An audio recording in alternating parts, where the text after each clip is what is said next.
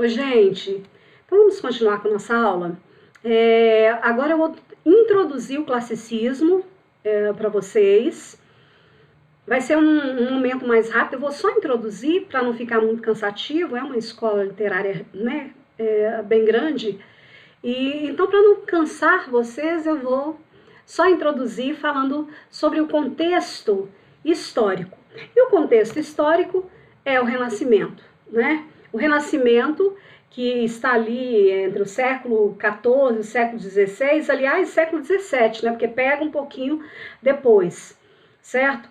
Então nós temos aí, olha aqui que imagem maravilhosa, né? De Michelangelo. Nessa imagem a gente já percebe uma visão aí antropocêntrica, né? A gente percebe o homem ali todo sentado, ali despojado, e Deus ali tentando chegar, esticando mais o braço, ou seja, a gente vai ter uma mudança de perspectiva aí com relação ao humano, correto? Então aí, o Renascimento, né, o classicismo é a escola literária representativa do Renascimento. Então, o Renascimento, movimento cultural, intelectual, artístico, né, um momento em que a arte se agiganta, é valorizada.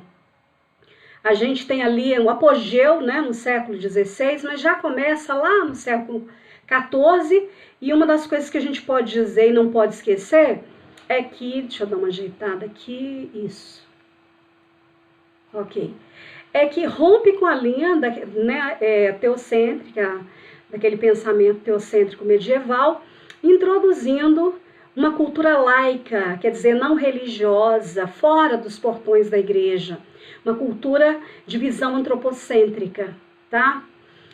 Historicamente falando, o Renascimento é um momento de transição entre a Idade Média e o que nós temos hoje, que é a Idade Moderna.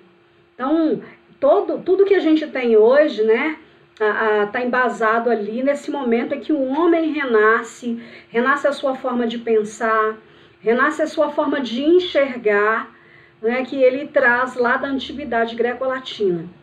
É uma transição também entre o sistema feudal e o capitalismo que nós temos hoje, selvagem ou não, né? Nós temos essa transição, ok? Então não podemos perder isso de vista. O início, né, o berço, é a Itália. Por que a Itália? Então, a Itália, com tradição de mercado, ali recebia pessoas de vários lugares que passavam por ali, né, para ir para outros lugares e tal. O desenvolvimento urbano, os primeiros burgos surgiram na Itália. Então, claro, o desenvolvimento acontece e o homem vai mudando a sua forma de enxergar o mundo. A sociedade também não era aquela sociedade camponeses, né, não tinha mais aquela relação de vassalagem lá da Idade Média. Então a gente tem agora pessoas ricas, urbanas, né, a ascensão pessoal, e no meio disso tudo a gente tem os artistas muito valorizados no período, né, os intelectuais, os pensadores. É um momento em que o conhecimento vai ser muito valorizado, a filosofia também ganha espaço. E uma figura bem interessante, a figura do mecenas, que eram aquelas pessoas ricas, né, que financiavam a arte. Então, os artistas, eles tinham aí o apadrinhamento dos mecenas, que nós temos hoje, por exemplo, né, você vai pedir alguém para... como é que fala? Perdi a palavra, gente. Mas aquele que acredita no seu projeto e financia, né? Então, esse é o mecenas. Olha as diferenças aí, para a gente lembrar bem.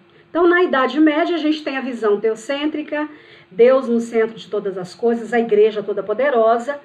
No renascentismo, a gente tem a visão antropocêntrica, o homem que vai se apropriar de si, né? Entendendo que ele tem capacidades físicas e intelectuais, né? Entendendo que ele é capaz de realizar, né? De projetar, enfim, um homem na sua inteireza.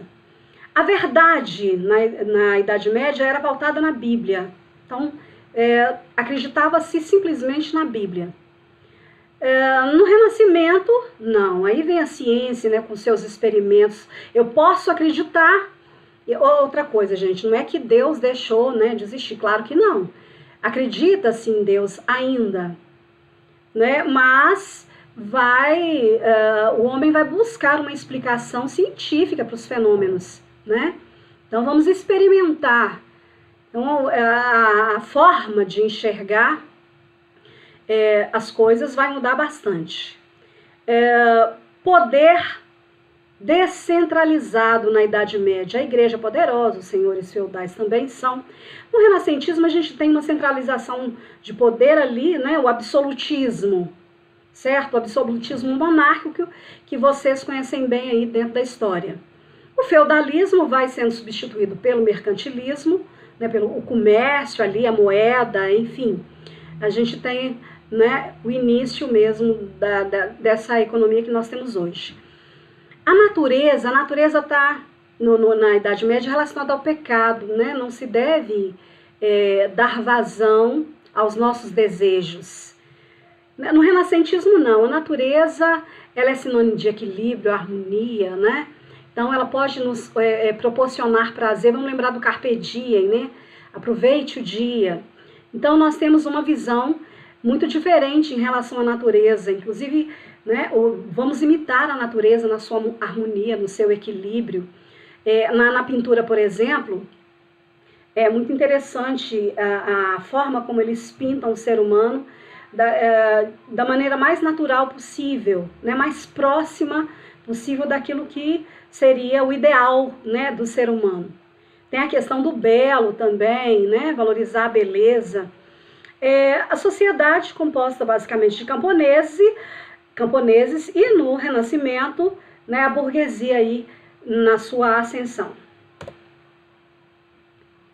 Bom, então aí nós temos as características.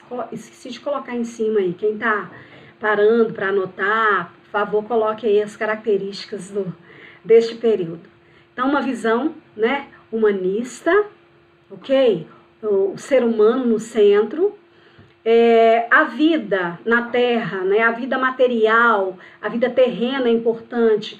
Vou repetir, Deus, ele não está mais em primeiro plano na vida das pessoas. Ele está lá, mas ele não é ali primordial, né, ele não vem em primeiro lugar, ok?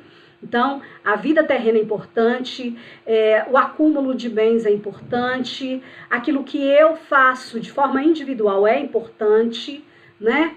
Olha aí a questão do naturalismo, a harmonia, o equilíbrio, o hedonismo, a busca pelo prazer, pela beleza. Vamos lembrar, né, daquilo que a gente conhece da pintura, Mona Lisa, o Davi de Michelangelo, sempre buscando, pautando, né, na beleza, na harmonia, no equilíbrio, também na razão, na objetividade. Então a explicação não vai ser mais religiosa. Vamos buscar uma explicação mais racional, né, assim, separando essa coisa do sentimento e da razão. A razão, ela tem um poder, né, de deixar o ser humano mais equilibrado. A emoção, ela tira de nós, né, a harmonia. Bom, o experimentalismo, né, retorno à cultura clássica, a valorização do conhecimento, a valorização da arte.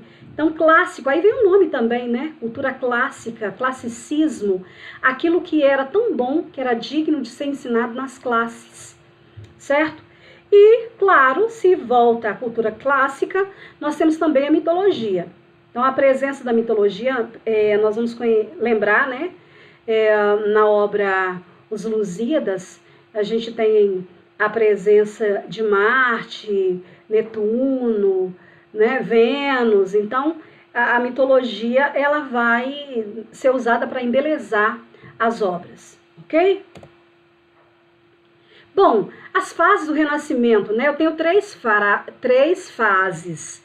No século XIV ali, no 300, o ano de 1300 ali, né? Os anos. E a base do Renascimento ali, os autores, né? Dante com a sua Divina Comédia, aquela coisa do céu, do inferno, do paraíso, aliás, do purgatório, né? Petrarca com os seus cancioneiros, com as suas odes, né? A lírica do cancioneiro. Boccaccio com Decameron, muito erotismo, o anticlericalismo, né? E Giotto na pintura.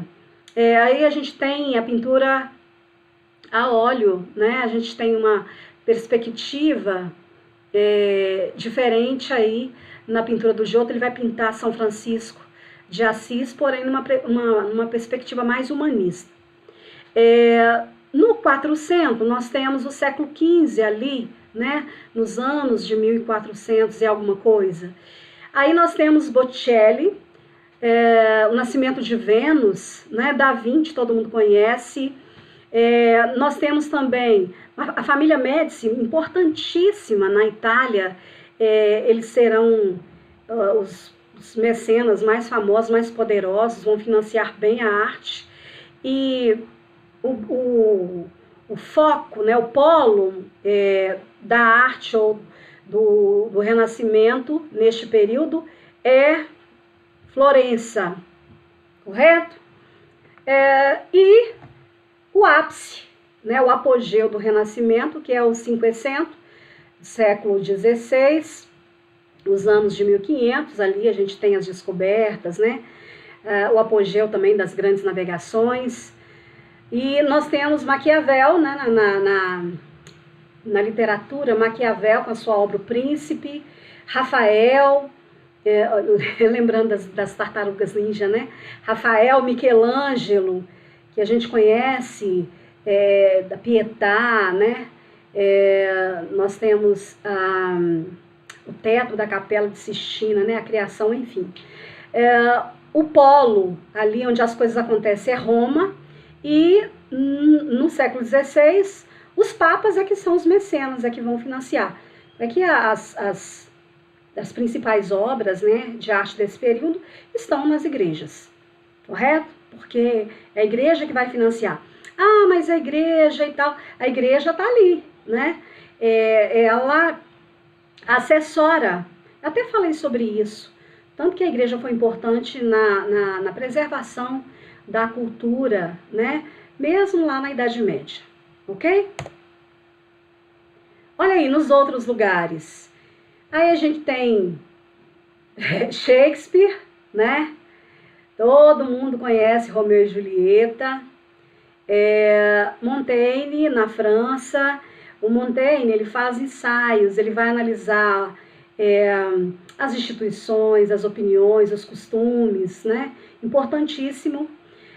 Camões, que nós vamos conhecer, o principal autor clássico, né, de literatura portuguesa, que vai influenciar, inclusive, autores brasileiros. Aliás, todos eles acabam influenciando, né? Mas o Camões é porque está ali na literatura portuguesa e a nossa literatura está bem ligada à literatura de Portugal. Miguel de Cervantes, com o seu Dom Quixote, né? Parodiando a figura do cavaleiro medieval, certo? Então, nós temos aí classicismo. O Renascimento acontece na Itália, mas depois ele se expande para a Inglaterra, França, Alemanha, Portugal, enfim. Ele vai chegando em outros lugares. E aí, gente, só falando rapidamente, porque não é uma área que é minha, né? Não tenho conhecimento aprofundado, técnico nessa área, mas é bom lembrar que o ser humano ele não muda gratuitamente. As coisas acontecem e ele vai mudando de acordo com a realidade que o circunda, né? Então, nós temos alguns nomes que são importantes. Giordano Bruno, ali, o início, né, da teoria heliocêntrica, dizendo que o universo não é estático, que a Terra não era o centro, né, desse universo. Depois vem Nicolau Copérnico, que prova, né, essa teoria, né, a teoria heliocêntrica. Johann Kepler, que vai falar sobre as órbitas elípticas dos planetas, certo? Que não é de forma alguma a minha área. O André Vesalio, que é o pai da anatomia moderna. Pensa, a gente tem lá eles começando a estudar o corpo humano, as veias, os músculos, né? E tem Miguel Servet e William Harvey, que vão falar sobre o mecanismo de circulação sanguínea. Olha que top, né? Então são esses nomes aí, o renascimento científico. Então nós temos, quer dizer, arte, nós temos dentro da arte, teatro, a poesia, a filosofia, nós temos tanta coisa nesse período, né? E tem a questão da ciência, que vai ser fundamental aí também nesse crescimento humano, ok? Gente, até a próxima. Como eu disse, ia ser só uma introdução, rapidinho, só para a gente pegar o bonde, né, na próxima aula, ok? E aí eu vou falar sobre a literatura, né? Vou dar uma passeadinha na arquitetura, na pintura do período. Até a próxima. Beijo para vocês.